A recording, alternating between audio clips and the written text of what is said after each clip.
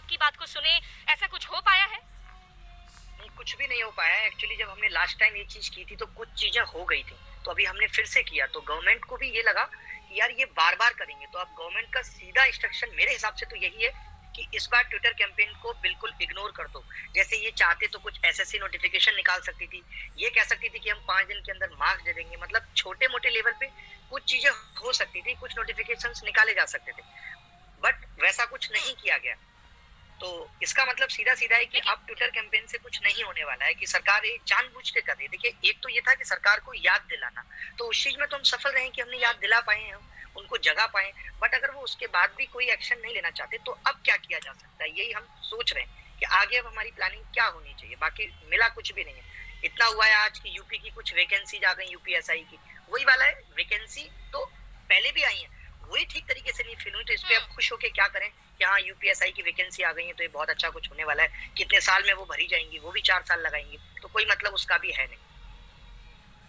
लेकिन अभिनय, आपको लगता है कि एक क्रॉस सेक्शन ऑफ सपोर्ट आप लोगों को मिला है इसमें? क्योंकि जब आप लोगों ने प्रधानमंत्री का नाम जोड़ा है इस ट्रेंड के साथ में, और यहाँ हालांकि ज्यादातर लोग, जहां तक मेरी जानकारी है, ए पॉलिटिकल है। अनुपम कुछ वक्त के लिए योगेंद्र यादव की स्वराज पार्टी के साथ जरूर जुड़े थे, बाद में उन्होंने छोड़ दिया था।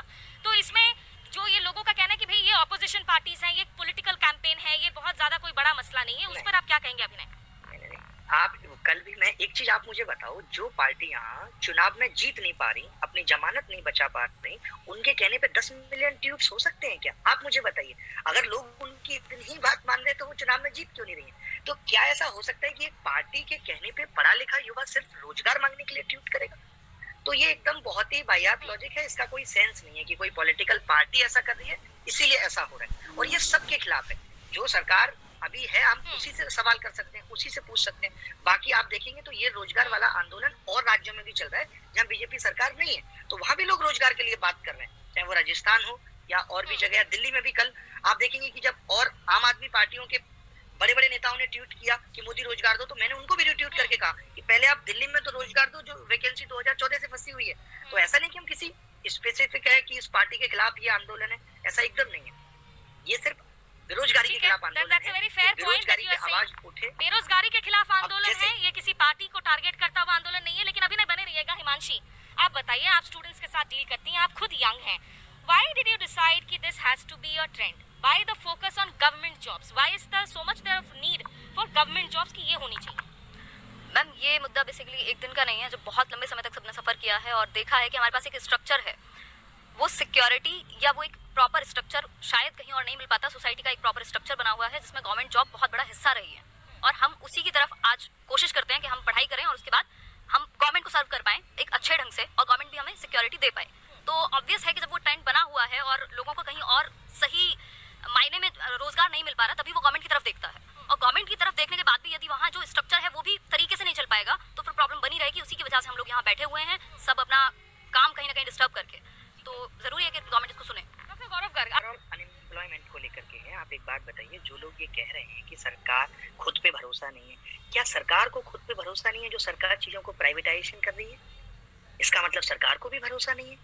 तो ये कैसी बात है कि खुद पे भरोसा नहीं है इसीलिए मैं जो है गवर्नमेंट जॉब की तरफ भाग रहा हूँ? और सरकार अगर प्राइवेटाइजेशन कर रही है, लोग कह रहे हैं कि आज सरकार सारी चीजों को प्राइवेट कर रही है, तो क्यों सरकार नहीं कह सकती अडानी अंबानी से ही कह दे कि आप लोग भी अब वैकेंसी निकालो? जब सरकार प्राइवेटाइजेशन को अच्छा मान रही है, तो क्या प्राइवेट कंपनियों के लिए भी सरकार कुछ रूल बना दे? जैसा कि अभी गौरव सर ने कहा कि कोरोना में इतनी सारी वैकेंसी, इतने सारे लोगों की जॉब छूट गई, तो अगर यही सरकार उन कंपनियों को ये कहती कि आप किसी को भी जॉब से नहीं निकालेंगे, हम आपका टैक्स माफ कर देंगे, हम आपको सपोर्ट देंगे, जैसे मोदी जी कहते हैं कि अगर आप बिजनेस करते हो तो हम आपको सपोर्ट देंगे, तो सरकार ने ये क्यों नहीं किया? आप बताइए, सरकार ने उस कोरोना काल में प्राइवेट लोगों को क्या सपोर्ट दिया? तो वो डर है लोगों के भीतर, और ये कोरोना काल में ही नहीं है कि प्राइवेट जॉब में गारंटी नहीं है। सरकार ये गारंटी दिलवाए प्राइवेट वालों से। जैसे सर ने कहा कि भाई आर्मी गवर्नमेंट जॉब वाले ही हो सकते हैं, जहाँ पे सरकार की सिक्योरिटी की बात है वहाँ पे प्राइवेटाइजेशन क्यों नहीं हो रहा? पुलिस में भी प्राइवेटाइजेशन कर दी। अभी भी शायद सर को इस बारे में पता नहीं था, बट मैक्सिमम ये प्राइवेट एजेंसी ही करा रही है मैम। जैसे कि इसमें क्या ना, दोनों इन्वॉल्व है। जैसे एसएससी गवर्नमेंट कमीशन हो गया, गवर्नमेंट का इंस्टीट्यूट हो गया, उसके साथ वो टीसीएस से एग्जाम करा रहे हैं। टीसीएस इसमें इन्वॉल्व है, टाटा कंसल्टेंसी सर्विसेज। तो यहाँ पे या तो एसएससी गाइडलाइंस टीसीएस को नहीं दे रही कि किस तरीके से रिजल्ट निकलना चाहिए, तो जो ढील है वो गवर्नमेंट की तरफ से ही है। अदरवाइज तो जैसे हमने टीसीएस को देखा है, वो कॉलेज के लेवल पे रिक्रूटमेंट करती है, बहुत अच्छा काम करती है, तो टीसीएस का जो काम है वो काफी अप्रिशिएबल है। अब गवर्नमेंट उनसे काम नहीं ले पा रही है, किस तरीके से काम ले रही है, ये समझ पाना हम लोगों के लिए यहाँ से बैठ के मुश्किल है कि वो गैप कहाँ पर है। हम लोगों की तरफ से काफी पिटीशंस जारी की गई हैं और कोर्ट में अभी भी केस चल रहे हैं 18 को लेकर के 17 को लेकर के, जिसका अभी तक रिजल्ट नहीं आया है। ठीक है, तो जो आजाद सर ने कहा और गौरव सर ने कहा, दोनों की बात बहुत ठीक थी कि हम कब तक अपनी जिम्मेदारियों से भागते रहेंगे। आजाद सर का ये कहना था कि भाई फ्रीलांसिंग आज एक कॉन्सेप्ट चल रहा है। फ्रीलांसिंग का मतलब ये होता है कि मुझे काम अभी है, समझ रही हैं आप, मुझे 1 महीने तक काम है, तो मैं पूरे साल के लिए वो बर्डन अपने ऊपर क्यों रखूं, तो मैंने फ्रीलांसिंग काम कराया। लेकिन यहाँ पे बात क्या है कि गवर्नमेंट के पास इतने डिपार्टमेंट हैं कि उसको फ्रीलांसिंग की जरूरत नहीं है, उसको हर महीने कोई ना कोई एग्जाम कराना है। यही हमारी भी डिमांड है कि क्यों ना एक एजेंसी ऐसी क्रिएट की जाए जो पूरे भारत में, मान लेते हैं वो सेंट्रल गवर्नमेंट ने क्रिएट की, वो हर राज्य सरकारों का भी एग्जाम ले रही है, जब जब एग्जाम हो रहा है उसका हम पूरे 12 महीने या 1 साल इस्तेमाल ठीक तरीके से कर पाते हैं, तो इसमें नुकसान कुछ नहीं है। गवर्नमेंट की अकाउंटेबिलिटी ज्यादा है प्राइवेट से, गवर्नमेंट वैसा सिस्टम क्यों नहीं क्रिएट कर सकती, बिल्कुल कर सकती है। और जो आपने यूपीएससी और एसएससी को कंपैरिजन करने की बात की, उसकी एक छोटी सी वजह मैं यहाँ पे कहना चाहूंगा, वो मुझे जरूर लगती है बार बार, कि यूपीएससी के जितने भी एग्जाम्स हैं उनमें प्री एग्जाम सिर्फ क्वालिफाइंग है, जिसकी वजह से जो बहुत ज्यादा मास है वो करप्शन के बारे में सोच भी नहीं सकता। उसको लगता है ठीक है कट ऑफ ही तो पार करनी है। बट जो ये एसएससी या बाकी के एग्जाम है, इसमें क्या है कि प्री मार्क की भी उतनी ही वैल्यू है।